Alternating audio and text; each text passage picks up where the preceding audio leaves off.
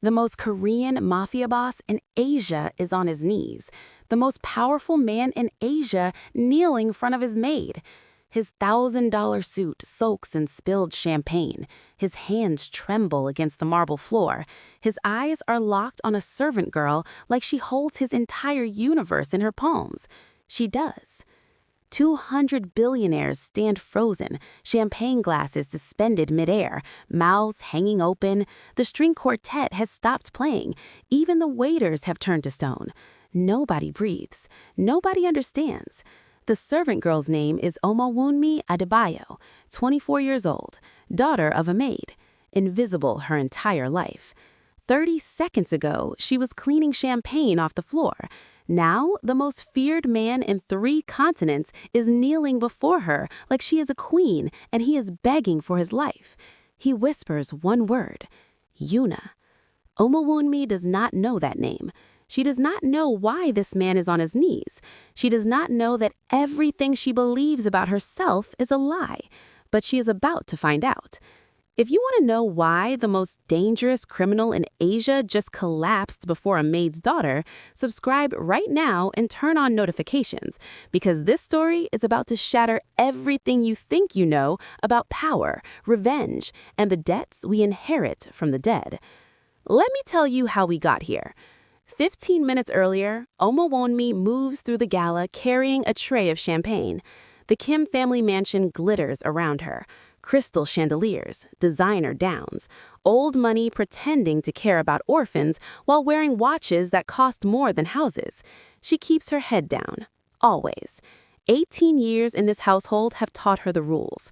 Rule 1, be invisible. Rule 2, never make eye contact. Rule 3, accept that you are nothing.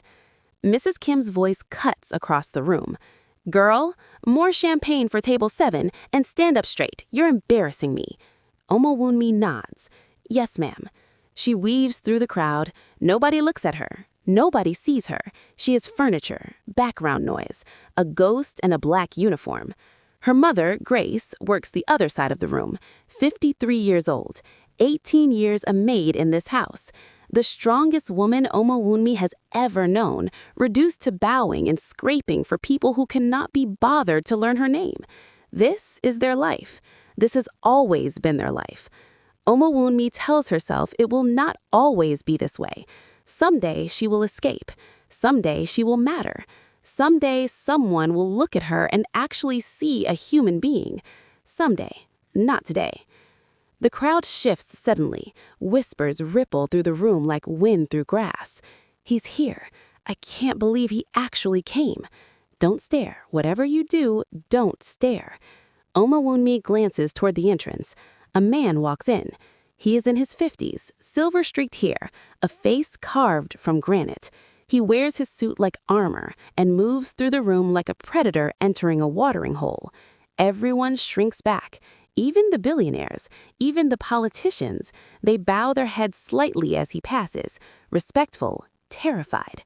Mrs. Kim rushes toward him with her husband trailing behind. Mr. Kang, we are so honored you could join us. Please, let me show you to the VIP area. We have your favorite whiskey. We have... He won't be staying long. His voice is ice, flat, the voice of a man who has never needed to raise it because people obey him the first time. Omowunmi knows who he is. Everyone knows. Kang Soo-ho, the most powerful mafia boss in Asia. Some say the most powerful in the world. He controls politicians like puppets. He makes billionaires disappear. Rumors say he has killed men with his bare hands and never lost a minute of sleep.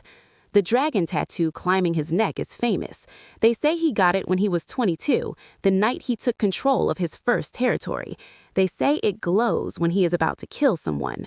Omowunmi does not believe in such superstitions. She believes in keeping her head down and staying out of the way of dangerous people. She turns to move past him. Someone bumps her behind, hard. She stumbles forward. The tray tilts, glass shatters. Golden liquid sprays in all directions, directly on Kang Soo-ho's suit. The room goes silent. Omowunmi's heart stops. I'm sorry. I'm so sorry. I didn't mean... Mrs. Kim is already screaming. "You stupid, worthless girl! Do you have any idea what you've done? Do you know who this is?" She grabs Omowunmi's arm, yanks her downward. "Get on your knees, apologize, beg him not to kill you." Omowunmi drops to the floor. Her hands find broken glass. A shard slices her palm. Blood wells up, mixing with the champagne. "Please, sir, I'm so sorry. It was an accident. Please forgive me. I'll pay for the cleaning. I'll do anything." She keeps her eyes down, like she was taught. Never look at the powerful. Never challenge them. "Please, I'm nobody. I'm just a maid's daughter. Please." Silence. Long, terrible silence. Then a voice. "Look at me." It is not angry. It is not cold. It is shaking. Omowunmi raises her eyes. Kang Soo-ho stares at her face. His expression shifts. Confusion first, then recognition, then something that looks almost like terror. "That's not possible." "Sir?" He steps closer. His eyes trace her features, her cheekbones, her lips, the shape of her jaw. Then his gaze locks on something behind her left ear, a small scar, crescent-shaped. She's had it since childhood. The most Korean mafia boss in Asia is on his knees. The most powerful man in Asia kneeling in front of his maid. His $1,000 suit soaks in spilled champagne. His hands tremble against the marble floor. His eyes are locked on a servant girl like she holds his entire universe in her palms. She does. 200 billionaires stand frozen, champagne glasses suspended midair, mouths hanging open. The string quartet has stopped playing. Even the waiters have turned to stone. Nobody breathes. Nobody understands. The servant girl's name is Omowunmi Adebayo, 24 years old, daughter of a maid, invisible her entire life. 30 seconds ago, she was cleaning champagne off the floor. Now, the most feared man in 3 continents is kneeling before her like she is a queen, and he is begging for his life. He whispers one word, Yuna. Omowunmi does not know that name. She does not know why this man is on his knees. She does not know that everything she believes about herself is a lie, but she is about to find out. If you want to know why the most dangerous criminal in Asia just collapsed before a maid's daughter, subscribe right now and turn on notifications, because this story is about to shatter everything you think you know about power, revenge, and the debts we inherit from the dead. Let me tell you how we got here. 15 minutes earlier, Omowunmi moves through the gala carrying a tray of champagne. The Kim family mansion glitters around her. Crystal chandeliers, designer gowns, old money pretending to care about orphans while wearing watches that cost more. He laughs bitterly. The universe has a cruel sense of humor. Omowunmi scrambles backward. Her heart pounds so hard she can hear it in her ears. "Mama, Mama!" Grace appears at the edge of the crowd. She has been watching. Her expression is unreadable. "Mama, tell him who I am. Tell him I'm your daughter." Grace is silent for a long moment. The entire room waits. Then she speaks. "She's not Yuna, Mr. Kang." Relief floods through Omowunmi. "See, I told you, this is all a mistake. But she's not my daughter either." The words hit Omowunmi like a physical blow. "What?" Grace walks forward. The crowd parts for her. Something has changed in her posture, in her eyes. She is not walking like a maid anymore. She is walking like a woman who has been waiting for this moment her entire life. "I raised her. I love her. But she did not come from my body. She never did." "Mama, what are you talking about? Of course I'm your daughter. I've always been your daughter." Grace stops in front of her, kneels down, takes Omowunmi's bleeding hand in her own. "My real daughter died 10 years ago, child. Sickness took her. She was 14 years old." "That's not true. That can't be true. I remember." "You remember what I taught you to remember, what I needed you to believe, to keep you safe, to keep you hidden." She looks up at Kang Soo-ho. "Until tonight." Omowunmi shakes her head. Tears stream down her face. "I don't understand. If I'm not your daughter, then who am I?" Grace cups her face gently. You are Omowanmi Osei. Your father was a man named Joseph Osei. He was Ghanaian, a businessman, the kindest man I ever knew. Was?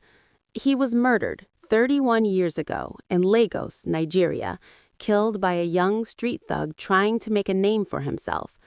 Grace turns to look at Kang Soo-ho. Her eyes are cold, hard, full of something that has been waiting decades to be unleashed. That thug is kneeling right in front of you. Kang Soo-ho's face contorts. No, I didn't.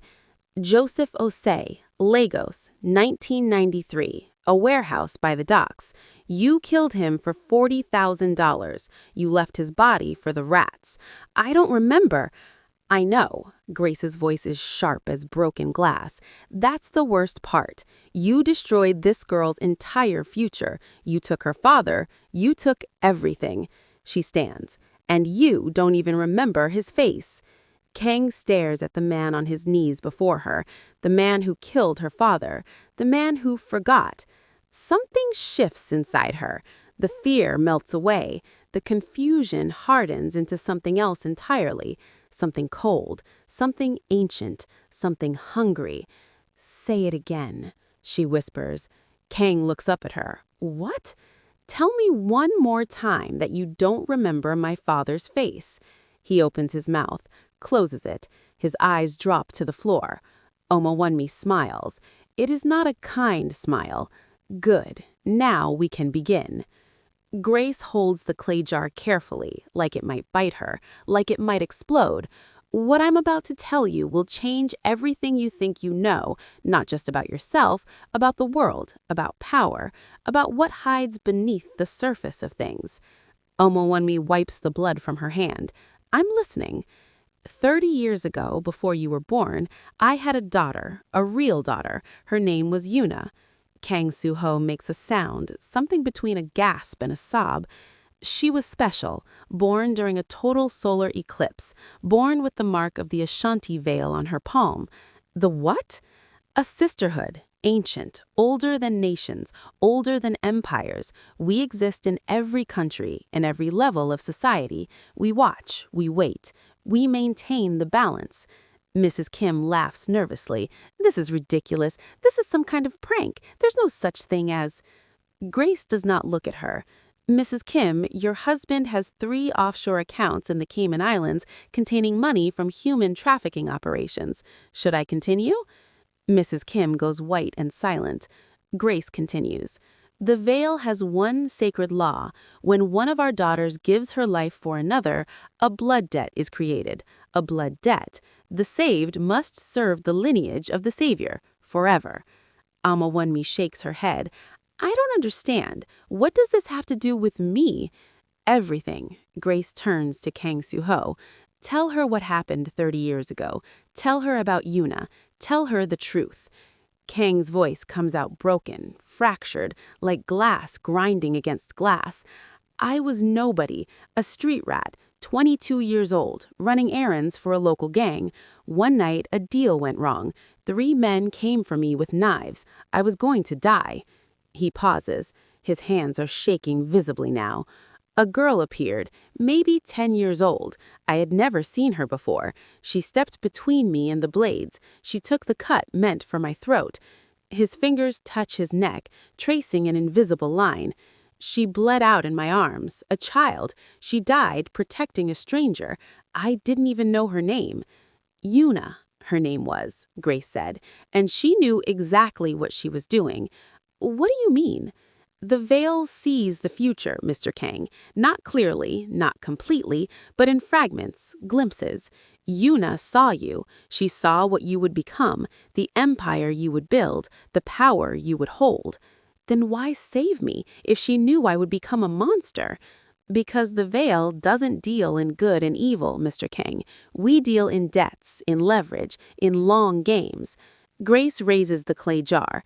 Before she died, Yuna performed a ritual, ancient, forbidden. She bound her life force to yours, every drop of luck you've ever had, every victory, every narrow escape. It all came from her, from a dying 10-year-old girl bleeding on the concrete. That's not possible. Then explain your rise. Explain how a street rat with nothing became the most powerful criminal in Asia. Explain how every rival who came for you ended up dead. Explain how bullets curve away from your body like you're protected by an invisible hand. Kang has no answer. The ritual required an anchor, something physical, a piece of you, your blood, your promise, your soul, stored here, maintaining the connection. She buried that with, I watched them put it in the ground. Bodies can be exhumed, jars can be recovered, secrets have a way of surfacing when the time is right. Alma steps forward. Her voice is stronger now. The shock is crystallizing into something harder. You still haven't explained me. If Yuna was your daughter and she died saving him, what does that have to do with why I'm here? Grace's expression softens, just slightly. When Yuna died, the blood debt transferred to her lineage, her descendants, her heirs. But she was 10 years old. She had no children. The debt had nowhere to go. So what happened? The veil has provisions for such situations. When a daughter dies without heirs, another can be chosen, claimed, adopted into the bloodline, given all the rights and powers of a true-born daughter. I'm saying that I didn't rescue you by accident, Oma. When your parents died, the veil was watching. They saw potential in you. They brought you to me. Why? Why specifically me? Grace is quiet for a long moment. When she speaks again, her voice is barely above a whisper. Because of who your father was, because of how he died, because the man who murdered him was the same man my daughter gave her life to save. Omawumi turns to Kang Suho. Her eyes are dark with understanding. You killed my father, and then you were saved by a girl whose death would eventually give me power over you. I don't remember. Say it again. Tell me one more time that you don't remember. He opens his mouth, closes it. His eyes drop to the floor. There were so many in those early years. I was desperate. I was hungry. I did things that you didn't see them as people. You saw them as obstacles, as stepping stones, as numbers. Yes, my father was a number to you. Yes. Omawumi laughs. It is not a pleasant sound. And now you're kneeling before his daughter. The universe has a cruel sense of humor. She reaches toward the clay jar in Grace's hands. What happens when I open this? No! Kang lunges forward, but his bodyguards block him reflexively. Then they stop, look at each other. Something passes between them that Omawumi does not understand. Please, Kang begs, you don't understand. Everything I have, everything I am, it's all connected to that jar. If you break the seal, what? You'll lose your luck, your power, your empire? I'll lose everything. I'll be nothing. I'll be the street rat again, except now I have 1,000 enemies waiting to kill me. Omawumi tilts her head. That sounds like justice to me. It's not justice, it's destruction. Do you know how many people depend on my organization? Thousands, tens of thousands. If I fall, the chaos will be your legacy, the legacy you've built with borrowed power and other people's blood. She turns to Grace. Is he telling the truth? Will everything really fall apart? Yes and no. His empire will crumble, his enemies will circle, but nature abhors a vacuum, child. Something new will rise in its place. Something like what? Grace smiles. Something like you. The words hang in the air, heavy, pregnant with meaning. Me? The blood debt doesn't just give you power over him, it gives you power over everything he's built, every connection, every alliance, every resource. When the jar opens, it all transfers, from debtor to creditor. That's insane. I'm a maid's daughter. I don't know anything about running a criminal empire.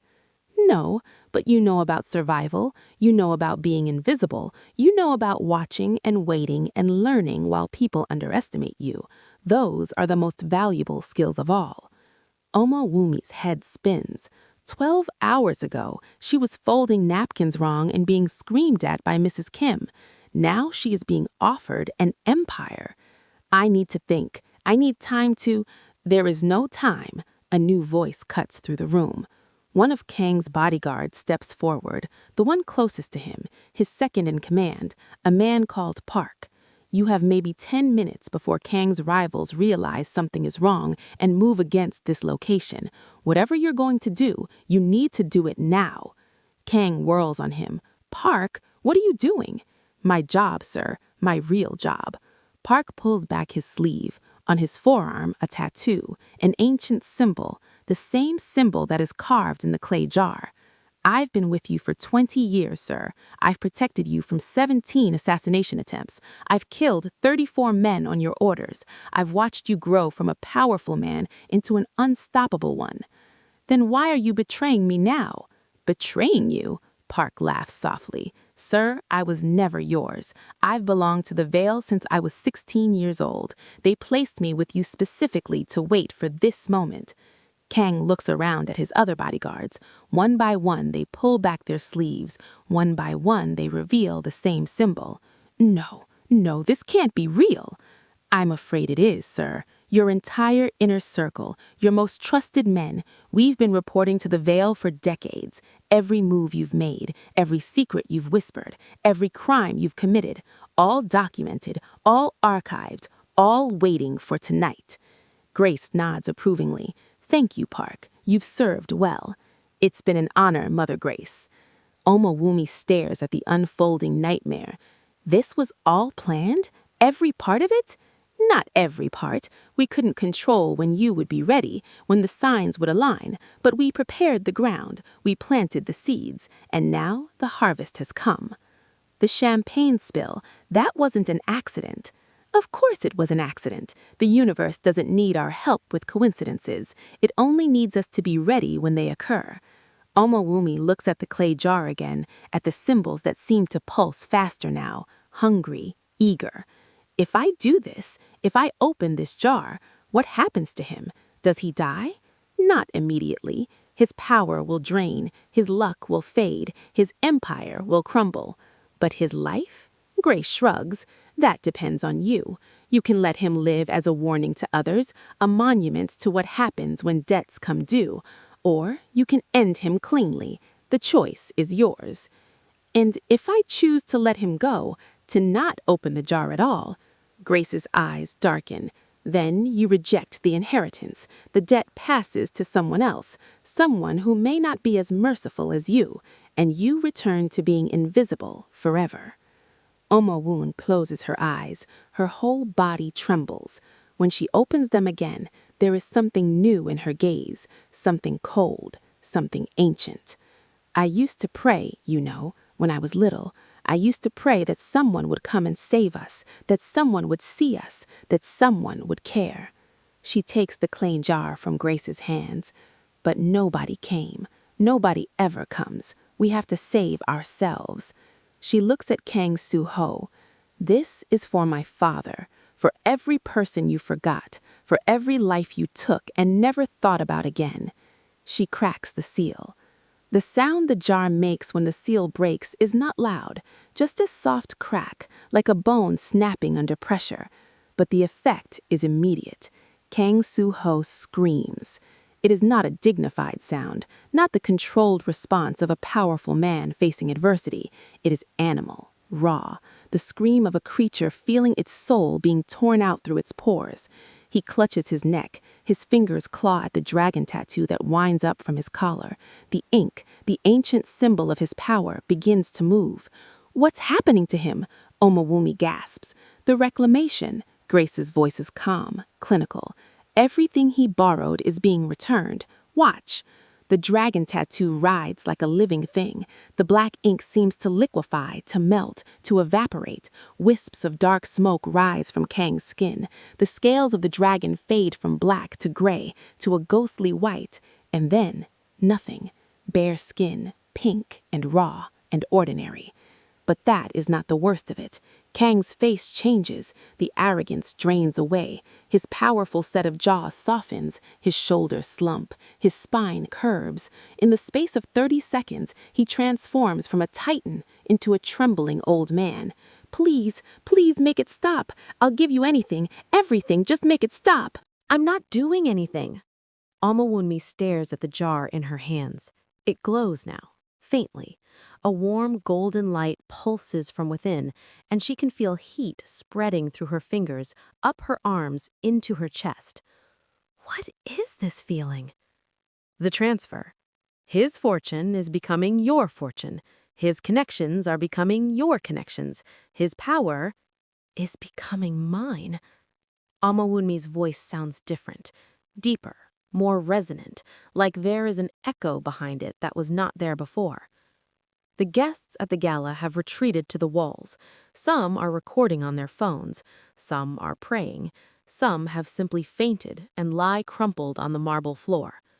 Mrs. Kim makes a break for the exit. She does not get far. Park intercepts her casually, takes her arm, guides her back with gentle, irresistible force. The doors are sealed, Mrs. Kim. Nobody leaves until this is finished. You can't do this. Do you know who we are? My husband is... Your husband is currently in your study, Mrs. Kim, bound and gagged. We collected him 20 minutes ago while you were busy berating the servants. Mrs. Kim's face crumbles. Why? What do you want from us? We want nothing from you. You were simply convenient, a staging ground, an access point to the people who matter. We're billionaires. We matter. Park smiles thinly. You're money launderers for a human trafficking network, Mrs. Kim. You don't matter. You're just the prettiest part of a very ugly machine. He guides her back toward the crowd. She does not resist. Amawunmi barely notices. The sensation flooding through her body is overwhelming. She feels like she is expanding, like her consciousness is stretching beyond the boundaries of her skull. I can feel them, she whispers. All of them. His people, his network. They're pulling at me, asking for direction, asking who's in charge now. They felt the transfer. The bond between Kang and his empire was not merely legal or financial, it was spiritual, sealed by the blood pact. When that bond broke, a new one formed. With me? With you. Amawunmi turns to Kang Soo-ho. He is on the floor now, curled into a fetal position. Tears stream down his face. He looks nothing like the man who entered the gala an hour ago. Get up. Her voice carries authority she has never possessed before. It is not a request, it is a command that resonates in the bones. Kang struggles to his feet, his legs shake, his eyes cannot meet hers. Look at me. He raises his gaze, flinches when their eyes connect. You killed my father. You forgot his face. You built an empire on borrowed power and other people's bones. Give me one reason why I shouldn't end you right now. I can be useful. I know things, people. I can help you navigate. Navigate what? Your empire? It's mine now. Your connections? They just felt me take control. Your secrets? She touches her temple. They're all here, downloaded like files into a new computer. Then I have nothing to offer you. No, you don't. Amawunmi steps closer to him, close enough to whisper. My father's name was Joseph Osei. He was 34 years old when you killed him. He was bringing money home to buy medicine for my mother. She was sick, malaria. He was trying to save her. I didn't know. You didn't ask. You didn't care. He was just a number, a target, a means to an end. I was young. I was desperate. I was human. Yes, you were human. That makes it worse, not better. You had a choice. You chose violence. You chose selfishness. You chose to take from others because you were too weak to build something of your own. She steps back. And then, a little girl gave you a gift you didn't deserve. Power, protection, fortune, 30 years of success that should have belonged to someone else. I know I don't deserve any of it. You're right, you don't. She looks at the clay jar. The glow has stabilized now, a steady golden pulse that matches her heartbeat. The question is, what do I do with you now? Grace steps forward. The traditional punishment is death, swift, clean, a message to others who might try to avoid their debts. And the non-traditional punishment? That depends on what kind of ruler you want to be. Omowunmi considers this, the weight of the choice pressing down on her shoulders. If I kill him, what message does that send? That debts are paid in blood, that the new order is built on the bones of the old, that mercy is weakness. And if I let him live, that could be seen as weakness too, or Grace pauses, or it could be seen as something far more terrifying. What? Confidence, the message that you are so powerful, so secure, that you don't need to destroy your enemies. You can simply ignore them, leave them alive as reminders of what happens when you cross the veil. Omowunmi turns to Kang Soo-ho. He is on the floor now, curled into a fetal position. Tears stream down his face. He looks nothing like the man who entered the gala an hour ago. Get up. Her voice carries authority she has never possessed before. It is not a request, it is a command that resonates in the bones. Kang struggles to his feet, his legs shake, his eyes cannot meet hers. Look at me. He raises his gaze, flinches when their eyes connect. You killed my father. You forgot his face. You built an empire on borrowed power and other people's bones. Give me one reason why I shouldn't end you right now. I can be useful. I know things, people. I can help you navigate. Navigate what? Your empire? It's mine now. Your connections? They just felt me take control. Your secrets? She touches her temple. They're all here, downloaded like files into a new computer. Then I have nothing to offer you. No, you don't. Omowunmi steps closer to him, close enough to whisper. My father's name was Joseph Osei. He was 34 years old when you killed him. He was bringing money home to buy medicine for my mother. She was sick, malaria. He was trying to save her. I didn't know. You didn't ask. You didn't care. He was just a number, a target, a means to an end. I was young. I was desperate. I was human.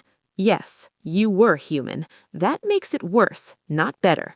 You had a choice. You chose violence. You chose selfishness. You chose to take from others because you were too weak to build something of your own. She steps back. And then a little girl gave you a gift you didn't deserve. Power, protection, fortune, 30 years of success that should have belonged to someone else. I know I don't deserve any of it. You're right, you don't. She looks at the clay jar. The glow has stabilized now, a steady golden pulse that matches her heartbeat. The question is, what do I do with you now? Grace steps forward.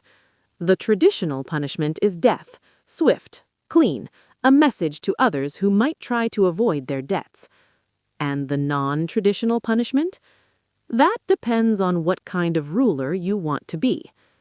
Omowunmi considers this, the weight of the choice pressing down on her shoulders. If I kill him, what message does that send? That debts are paid in blood, that the new order is built on the bones of the old, that mercy is weakness. And if I let him live? That could be seen as weakness too, or, Grace pauses, or it could be seen as something far more terrifying. What? Confidence, the message that you are so powerful, so secure, that you don't need to destroy your enemies. You can simply ignore them, leave them alive as reminders of what happens when you cross the veil. Omowunmi turns to Kang Soo-ho. He is on the floor now, curled into a fetal position. Tears stream down his face. He looks nothing like the man who entered the gala an hour ago. Get up. Her voice carries authority she has never possessed before. It is not a request, it is a command that resonates in the bones. Kang struggles to his feet, his legs shake, his eyes cannot meet hers. Look at me. He raises his gaze, flinches when their eyes connect.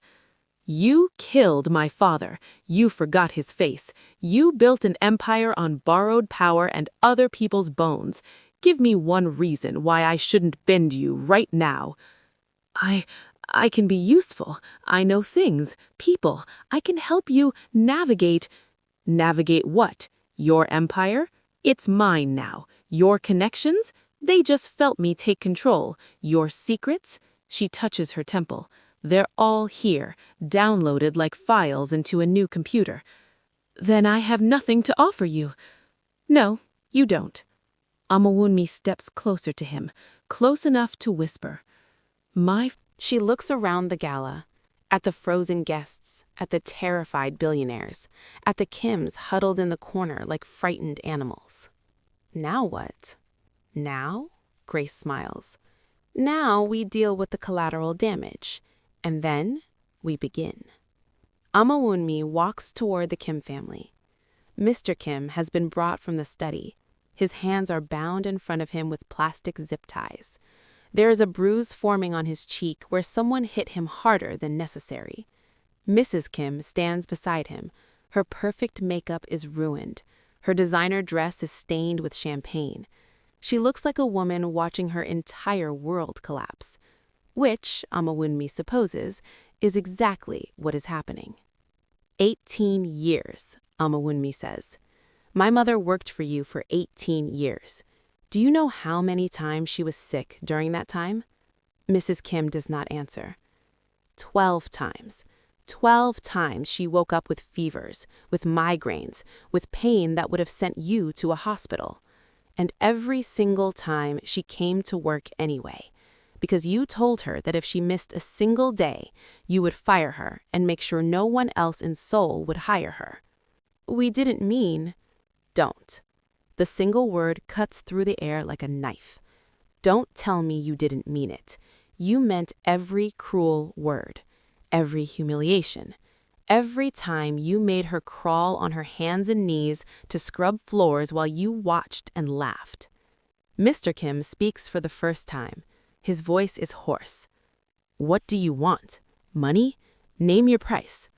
I don't want your money, Mr. Kim. I already have it. What? Amawunmi holds up her phone. On the screen, a cascade of financial documents scroll past. The Veil has been watching you for 18 years. Every offshore account, every shell company, every bribe you paid and every payment you received. We have records of everything. Those records are inadmissible. Our lawyers are already in custody. We picked them up an hour ago, along with your accountants, your bankers, and the 3 government officials who've been taking your money to look the other way. Mr. Kim's face goes gray. This isn't possible. This level of coordination took 18 years to arrange. My mother wasn't just your maid, Mr. Kim. She was the most patient, most thorough spy you could possibly imagine, and she had help. Amawunmi gestures around the room, at the bodyguards, at the serving staff, at a woman who was moments ago carrying a tray of canapés. One by one, they step forward. One by one, they reveal the mark of the veil. Your chef, your driver, your gardener, your nanny, half your household staff, all veil, all watching, all reporting. Mrs. Kim looks at the people she has ordered around for years, the people she has screamed at and belittled and treated like animals. They stare back at her with cold, flat eyes. You thought we were invisible, says a woman who was Mrs. Kim's personal assistant for 7 years. You thought we didn't matter. You said so every single day. And every single day we wrote it down. We recorded it. We waited. For what? For tonight. Mr. Kim tries to stand straighter, to regain some dignity. Fine, you've made your point. You have leverage. What do you want? The company, the real estate? I'll sign whatever you want. I don't want you to sign anything, Mr. Kim. I want you to confess. Confess to what? To everything. On camera, right now, in front of all these witnesses. You're insane. I'll be arrested, imprisoned. My children will finally learn who their father really is. I think that's a valuable lesson, don't you? Mrs. Kim throws herself at Amawunmi's feet, literally. The woman who spent 18 years looking down on Grace is now on her knees, grasping at the hem of Amawunmi's champagne-stained dress. Please, please, I'm begging you, show mercy. We'll do anything. We'll disappear. We'll leave the country. We'll never bother you again. Amawunmi looks down at her. My mother begged you once. Did you know that? When I was 12, I got pneumonia. She asked for 2 days off to take care of me. Do you remember what you said? Mrs. Kim is silent. 12. You said that servants don't have children. You said that her job was to serve, and if she couldn't do that, she could find another family to work for. You said that I was probably faking anyway because I wanted attention. I didn't. I don't remember. Of course you don't, because I didn't matter. I was just a maid's daughter. I was nothing. Amawunmi gently removes Mrs. Kim's hands from her dress. But here's the difference between you and me. I'm going to remember this moment forever. I'm going to remember you on your knees begging for mercy, and I'm going to give it to you anyway. She steps back. You're not going to prison, Mrs. Kim. Neither is your husband. The veil doesn't deal in justice systems. We deal in consequences. What kind of consequences? The kind that last a lifetime. Amawunmi turns to Park. Tell them. Park steps forward with a tablet. On the screen, a press release. In approximately 4 hours, every major news outlet in Asia will receive documentation proving that the Kim family fortune was built on human trafficking. The documentation will be incomplete, enough to destroy your reputation forever, but not enough to convict you in court. That's good, right? We won't go to prison. Correct. Instead, you'll spend the rest of your lives as pariahs. Every business will refuse to work with you. Every bank will close your accounts. Every friend will deny knowing you. Your children will change their names to escape the shame. You will live, Mrs. Kim.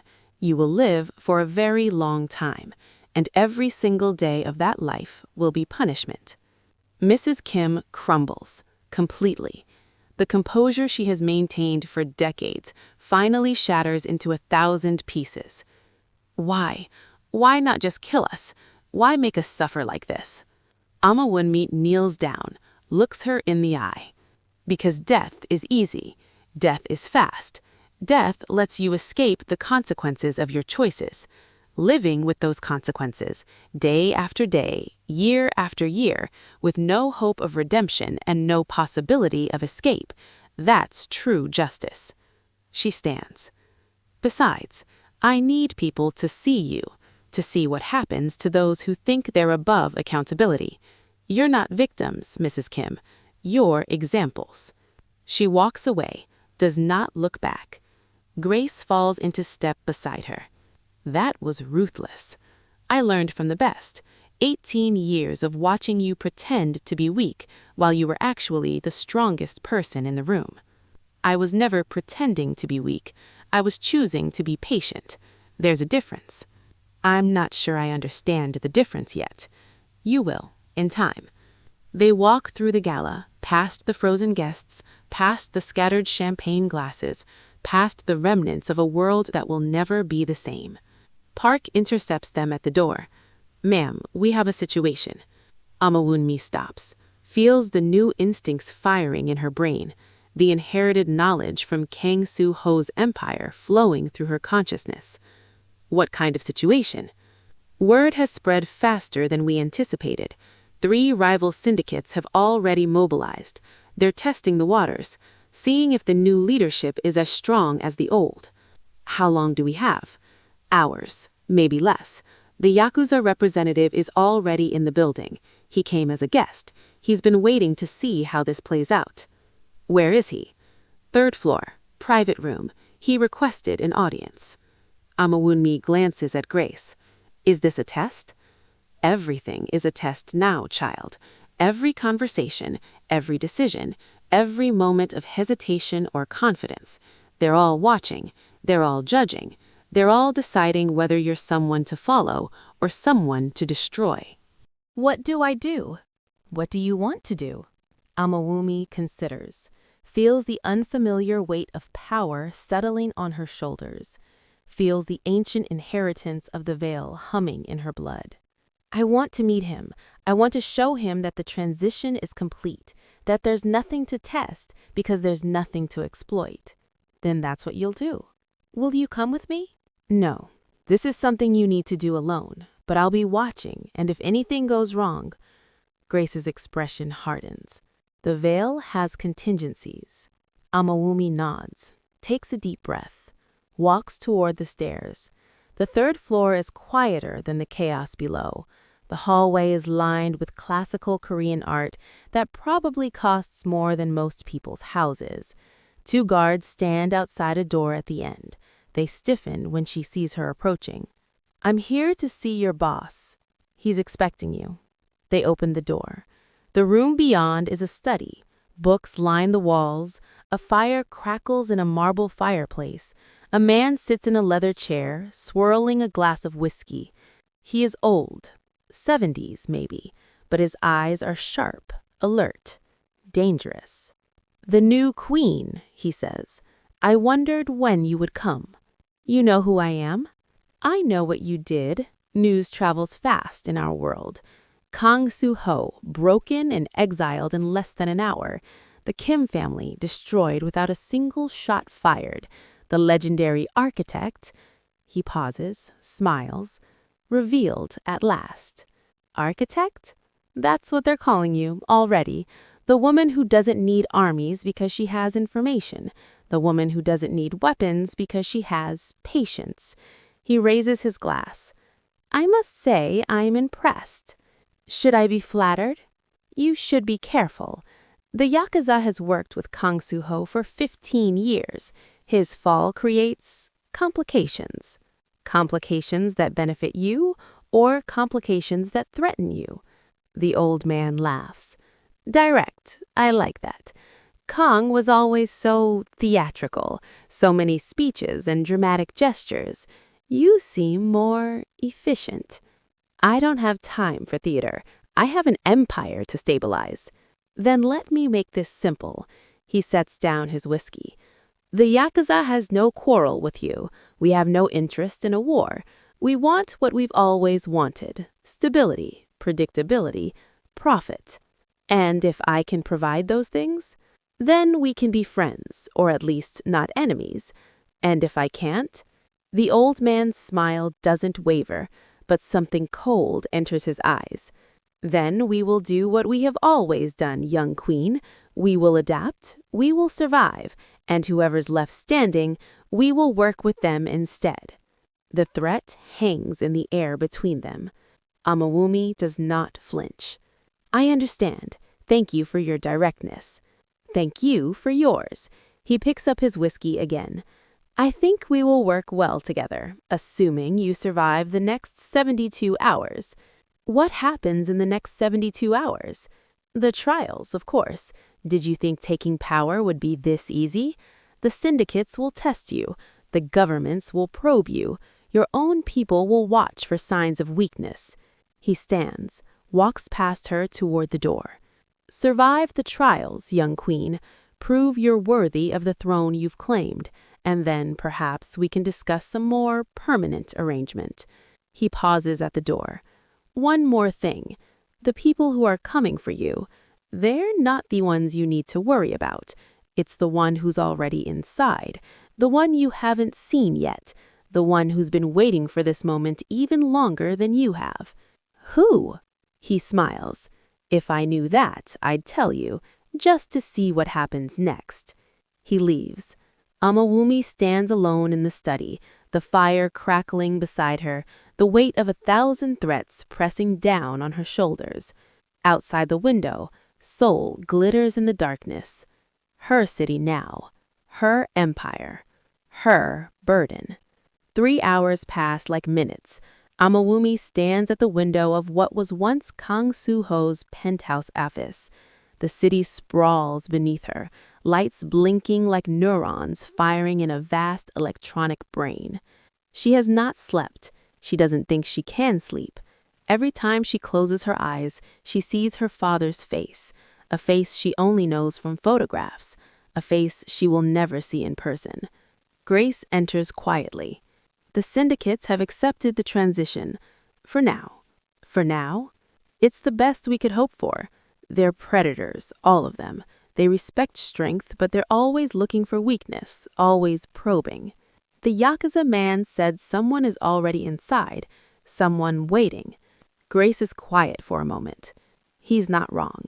What do you mean? The Veil isn't unified, child. It never has been. We're a fisterhood, yes, but sisterhood doesn't mean we always agree. There are factions, old grudges, competing visions for what the world should become. And one of those factions opposes me? One of those factions opposed this entire plan. They believed Kong Soo-ho was too valuable to destroy. They believed the blood debt should have been called in differently, quietly, without spectacle. Who leads this faction? I don't know. That's the truth. The Veil operates through layers, cells that don't know each other. Even I, after 40 years of service, only know a fraction of our structure. So I have enemies inside my own organization?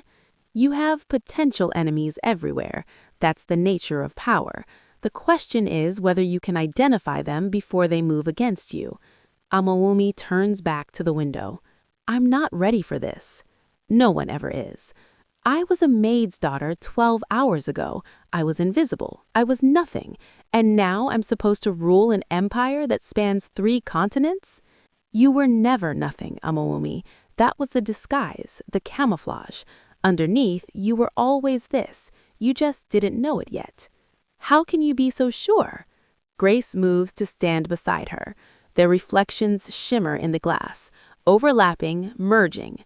Because I watched you grow.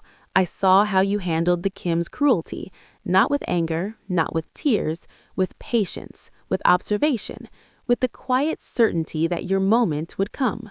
That wasn't certainty, that was survival. They're the same thing.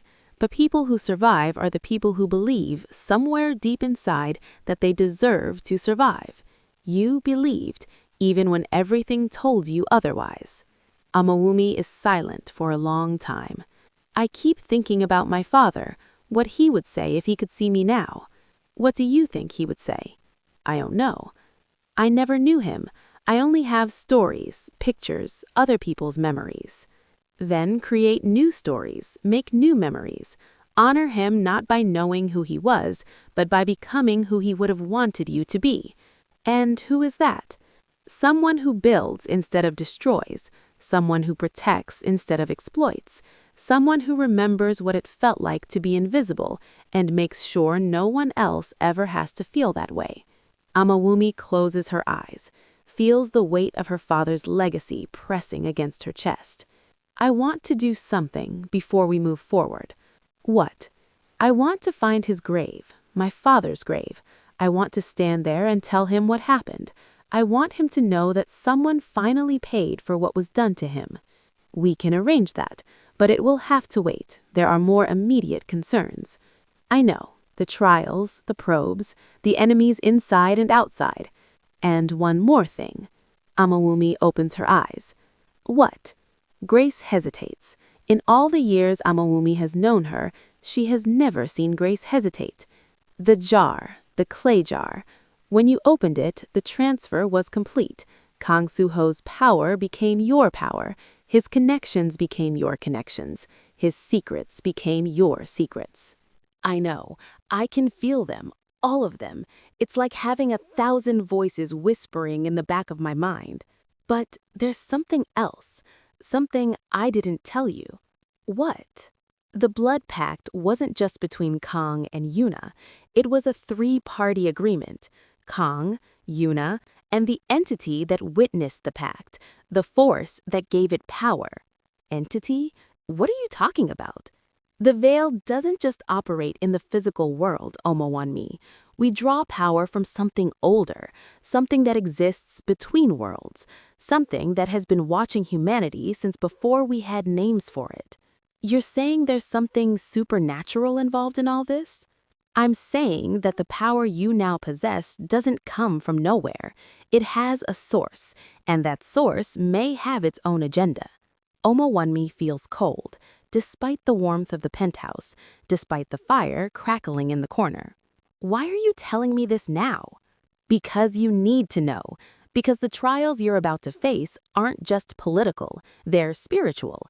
The entity that empowered the original pact will be watching, judging, deciding whether you're worthy of the inheritance you've claimed. And if it decides I'm not worthy, Grace doesn't answer. She doesn't have to. How do I prepare for something like that? You don't. You simply face it when the time comes. When will that be? Soon. Perhaps tonight. Perhaps tomorrow. The entity doesn't operate on human schedules. Omowanmi laughs. The sound is hollow, tired. So let me get this straight. I have rival syndicates testing me. I have government agencies probing me. I have enemies inside my own organization plotting against me. And now I have some ancient supernatural entity deciding whether to validate or destroy me? Yes, that about sums it up. Wonderful. Anything else? Actually, yes. Grace pulls out her phone, shows Omowanmi a photograph. This was taken 20 minutes ago at the airport's private terminal. The photograph shows a woman, 40s, maybe 50s, elegant, poised, dressed in clothes that cost more than most cars. Who is she? Her name is Adaora Mbeki. She's the head of the South African branch of the Veil, and she's the leader of the faction that opposed tonight's operation. She's here, in Seoul? She landed 30 minutes after you opened the jar. She's been watching from somewhere, waiting to see how things played out, and now she's making her move. What does she want? Officially, to welcome you to the sisterhood, to offer guidance and support during your transition. And unofficially, to evaluate you, to determine whether you're an asset or a threat. And if you're a threat, Grace's expression hardens, to eliminate you before you become too powerful to stop. Can she do that? I thought I inherited Kong's entire network. You did, but Adaora has her own network, her own resources, her own contacts within the Veil hierarchy, and she's been playing this game for 40 years. So she's more experienced than me? Vastly. More connected? Probably. More powerful? That remains to be seen. Power isn't just about resources, child. It's about will, about clarity, about the willingness to do what must be done when the moment demands it. Omowanmi looks at the photograph again, studies the woman's face, the confidence in her posture, the calculation in her eyes. She looks like someone who's never lost. She hasn't, not once, not in 40 years. Then I'll be her first.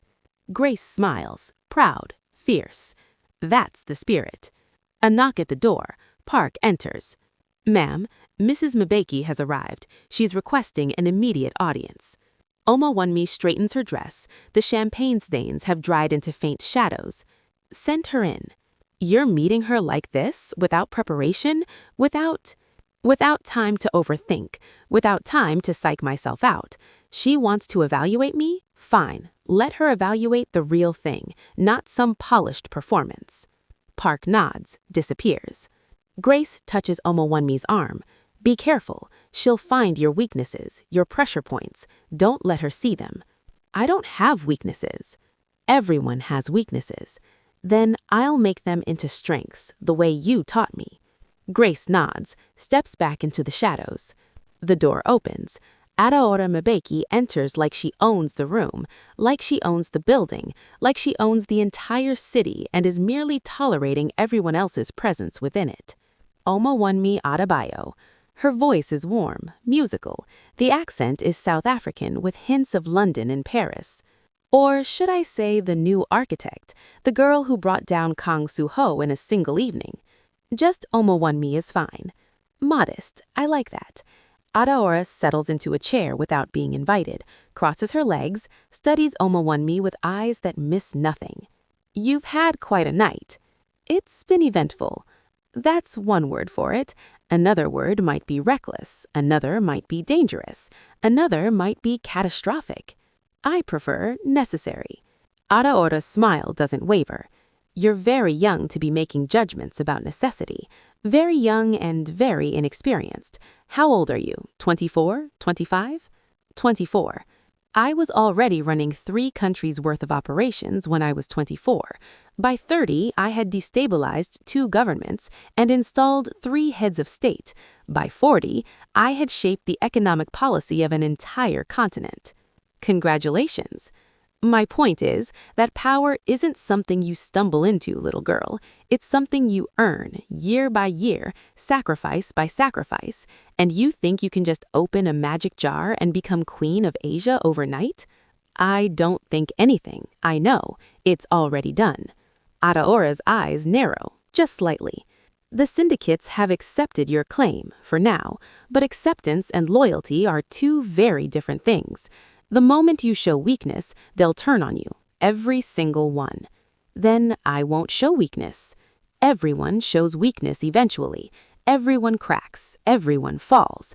Is that a threat? It's an observation.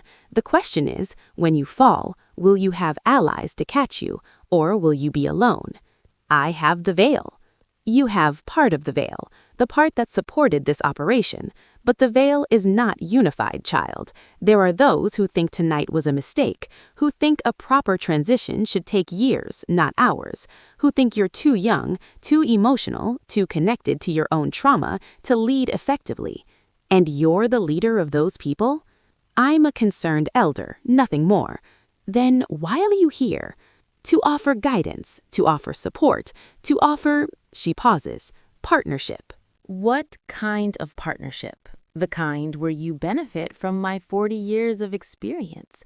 The kind where I help you avoid the mistakes that will otherwise destroy you. The kind where we work together instead of against each other. And what do you get in return? Influence. Input. A seat at the table as you build whatever it is you're building. You want to be my advisor. I want to be your partner. Equal partners. Sharing power, sharing decisions, sharing the burden of what comes next. Omowumi is quiet for a long moment. Can I be honest with you, Mrs. Mbeki? Please. 12 hours ago, I was invisible. I was a maid's daughter. I was treated like furniture by people who never once looked at my face. And in all those years, do you know what I learned? Tell me. I learned that people who offer partnerships usually want control. People who offer guidance usually want obedience. And people who say they want to help usually want to use. Adara's smile freezes. So thank you for your offer, but I don't need a partner. I don't need an advisor, and I definitely don't need someone who flew halfway around the world to evaluate whether I'm worthy of power I've already claimed. You're making a mistake. Maybe, but it's my mistake to make, not yours. Adara rises slowly. Her warmth has evaporated. What remains is cold, hard, dangerous. You're very confident for someone who doesn't know what she's facing. Then enlighten me. The trials are coming. In 48 hours, the entity that empowers the veil will manifest and judge whether you're worthy. If it accepts you, your power will be solidified, permanent, unquestionable. And if it doesn't, then everything you've gained tonight will be stripped away. Your connections, your authority, your life. She walks toward the door. I came here to offer you a lifeline, child. You just threw it back in my face. Remember that when the entity asks why you have no allies. Remember that you chose pride over survival. She pauses at the door. One more thing. You asked who the enemy inside your organization is, the one who's been waiting for this moment. Omowumi's heart races. You know? Adara smiles. Cold. Cruel. Of course I know. I've known for 20 years. Tell me. Why would I do that? You just rejected my partnership. You just declared yourself my enemy. Why would I help you now? Because if I fall, someone else takes my place, someone you might not be able to control. That's a risk I'm willing to take. She opens the door. Good luck with the trials, little queen. You're going to need it. She leaves. Omowumi stands alone in the penthouse, the weight of everything pressing down on her. 48 hours. An ancient entity, an enemy she cannot see, and a woman who just declared war without ever raising her voice. Grace emerges from the shadows.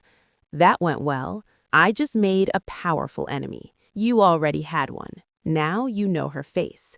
She knows something about the enemy inside. Yes, she does. And she won't tell me. No, she won't. Omowumi looks out the window again. Seoul glitters beneath her.